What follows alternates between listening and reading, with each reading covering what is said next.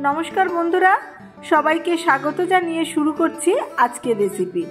আজকে আমি আপনাদের বানিয়ে দেখাবো এই ইলিশের মরশুমে নানা রকম রেসিপির মধ্যে যেটাকে একদমই বাদ দেওয়া যায় না সেই সুস্বাদু ঝরঝরে ইলিশ পোলাও। আর এই ইলিশ পোলাও খেতে জাস্ট অসাধারণ। কিভাবে এই ইলিশ পোলাও বানালে স্বাদে ভরপুর আর একদম ঝরঝরে হবে সেটাই খুব সহজভাবে দেখাবো। চলুন তাহলে ঝটপট এবার রান্নাটা শুরু করি।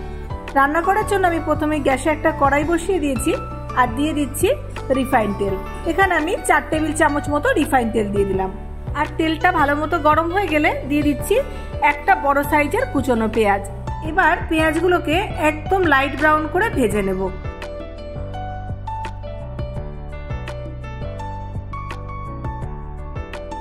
পেঁয়াজগুলো একদম হালকা ব্রাউন করে ভাজা হয়ে গেছে। এর মধ্যে এবার আমি দিয়ে দিচ্ছি 2 টেবিল চামচ পেঁয়াজ বাটা।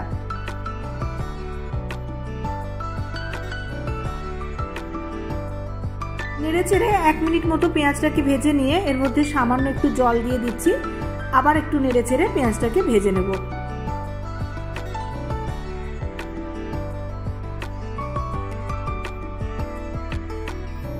পেঁয়াজটা ভালো মতো ভাজা হয়ে গেছে। এর মধ্যে এবার দিয়ে দিচ্ছি আমি আদা বাটা। এখানে আমি 2 টিস্পুন মতো আদা বাটা দিলাম। 1 মিনিট মতো নাড়াচাড়া করে নিয়ে এর মধ্যে এবার দিয়ে দিচ্ছি রসুন বাটা। এখানে আমি 1/2 টিস্পুন রসুন বাটা দেব। আবার সামান্য জল দিয়ে মশলাটাকে ভালো করে কষিয়ে নেব যাতে পেঁয়াজ আদা রসুনের একদম কাঁচা গন্ধটা না থাকে।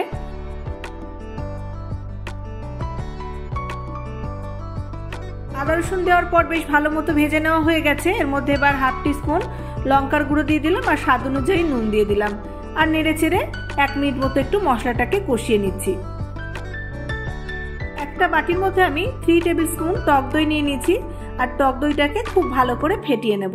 আর দইয়ের মধ্যে দিয়ে দেব 1/2 টিস্পুন চিনি। এবার ভালো মতো ফেটাবো।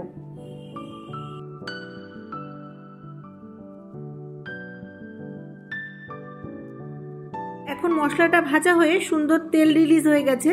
এবার দই দিয়ে দেব। আর টক দইটা দেওয়ার সময় গ্যাসের ফ্লেমটাকে একদম লোতে করে দেব, তা না হলে আবার দইটা ফেটে যেতে পারে। টক দই দেওয়া হয়ে গেছে। গ্যাসের ফ্লেমটাকে মিডিয়াম হিটে রেখে 1-1.5 মিনিট মতো নাড়াচাড়া করব।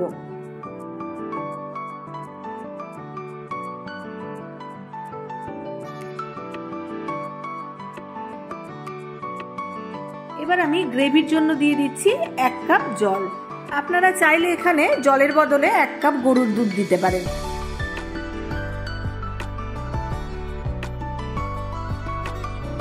জল দেওয়ার পর 2-3 মিনিট মতো একটু ফুটিয়ে নিয়ে এর মধ্যে আমি ইলিশ মাছ দিয়ে দিচ্ছি। ইলিশ মাছগুলোকে আমি আগে থেকেই ধুয়ে নুন মাখিয়ে রেখেছিলাম। আমি এখানে 8 পিস ইলিশ মাছ দিয়ে দিয়েছি। হালকা হাতে একটু নেড়ে মাছগুলোকে গ্রেভির সাথে মিশিয়ে দিয়ে একটু উল্টে দিচ্ছি।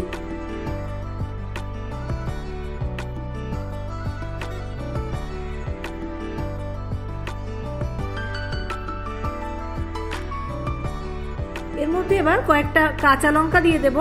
আমি 4-5টা কাঁচা লঙ্কাকে একটু ফাটিয়ে নিয়ে দিচ্ছি আর কয়েকটা লঙ্কা গোটা দিয়ে দেব।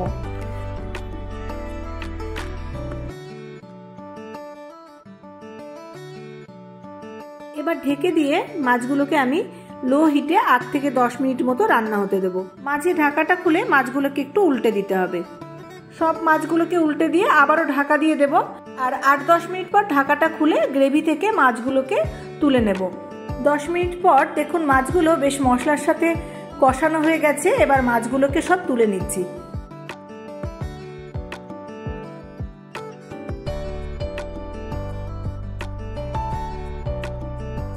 মাছগুলোকে সব তুলে নেওয়ার পর যে তেল মশলাটা থাকবে সেটাকে মাছের উপরে ঢেলে দেব আর কড়াইটাকে বেশ ভালো মতো পরিষ্কার করে নেব।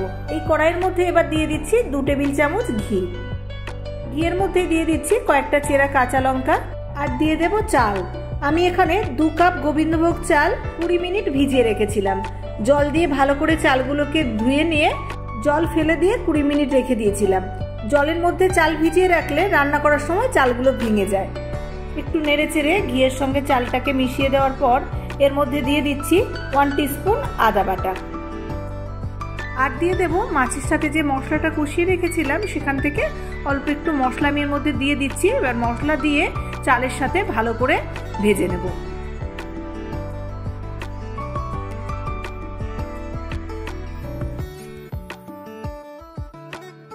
চালটা বেশ ঝুরঝুরে করে ভাজা হয়ে গেছে, এবার জল দিয়ে দেব। আমি এখানে জলটা মেপে ব্যবহার করছি, যেহেতু আমি এখানে 2 কাপ চাল দিয়েছি, একই কাপের আমি জল দিয়ে দেব 4 কাপ।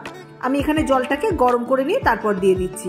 ঝরঝরে পোলাও রান্না করার জন্য জলটা ঠিকঠাক দেওয়া খুব জরুরি। এভাবে যদি জল চালের দ্বিগুণ পরিমাণে মেপে দেওয়া যায় তাহলে পোলাও একদম ঝরঝরে হবে।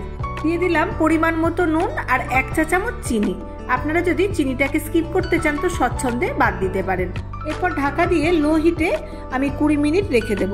20 মিনিট পর ঢাকাটা খুলবো আর চালগুলো এখন 90% সিদ্ধ হয়ে গেছে। এখান থেকে আমি কিছুটা ভাত তুলে নেব।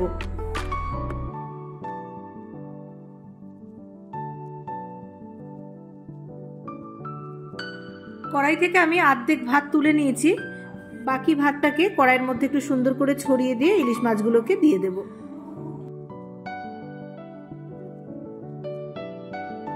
সব মাছগুলোকে ভাতের উপর সুন্দর করে সাজিয়ে দেওয়ার পর যে তেল মশলাটা ছিল সেই মশলাটাকে দিয়ে দিলাম। এখান থেকে আমি কিছুটা মশলা আগে চালের সাথে ভেজে নিয়েছিলাম আর বাকি যেটা ছিল সেটাকে পুরোটাই ঢেলে দিলাম। এবার মাছগুলোর উপরে তুলে রাখা ভাতগুলোকে দিয়ে দিচ্ছি।